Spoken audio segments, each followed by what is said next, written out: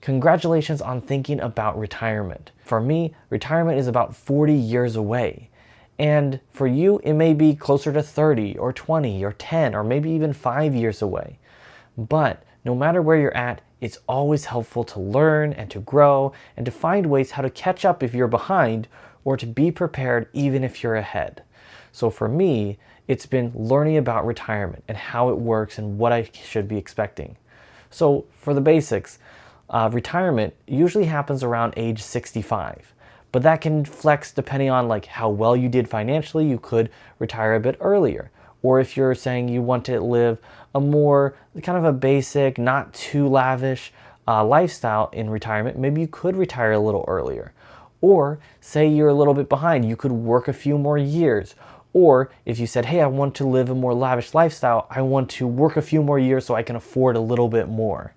Those are great things to think about and helpful to know when you're planning for retirement. You also need to think about how you're investing into retirement over time. So this could be things like, hey, I pay my taxes and I pay into Social Security.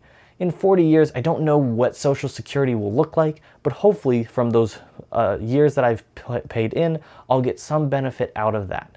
Also through your work, you may have something like a pension, or it could be something where you're putting money into like a 401k account, a retirement account, and you're putting in a little bit every month. Where like at my work, I put 3% in and my work matches and gives me 3% to put in as well. And it ends up growing over time because you select where you want that money to be invested. There are many ways you can invest your money. No one has like the crystal ball, like this is the perfect way to invest. For myself personally, I put my money into the S&P 500. That's a conglomeration of the top 500 US companies, putting a little bit into each of those companies every single paycheck, so that I'm able to see that continue to grow over time. And it has. I've put thousands of dollars in and it's grown by thousands of dollars, and it's great to see that number grow as I'm thinking about where I want to be in retirement. With that being said, maybe you're looking at it, you're saying, hey, I'm a little behind, or maybe you're saying, wow, I'm doing so well right now, but what about the future? I don't know, and none of us know. But the best thing to do is to be slowly investing into retirement over time, consistently, and hopefully, as it continues to grow on average, you'll reach those retirement goals. And you can become more aggressive, or you can become a little more conservative, depending on what you feel like your lifestyle will be like in those years. Now, another thing to think about is what you're going to do in retirement. When you retire, what do you want to do? Are you just going to be someone who's kind of a homebody, stays at home? Are you going to be an adventurer? How much is that going to cost? Will you have the funds to be able to use a little bit every year as those funds continue to grow little by little, to use a little of it each year so you can live out the rest of your life comfortably in retirement?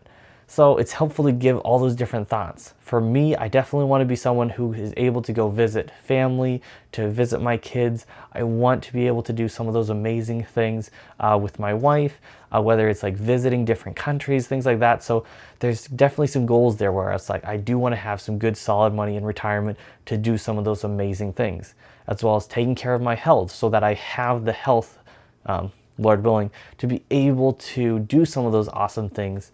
Whether it's hiking or doing some just incredible things and just being able to explore more of the world in my retirement years. But with all that being said, definitely stay active. Find things that you love to do. Maybe it's saying, hey, I worked my whole life in this career field. Now I'm going to volunteer in this career field. Maybe you're volunteering to teach at a local school. Maybe you're volunteering to be a mentor if you're like working in a trade.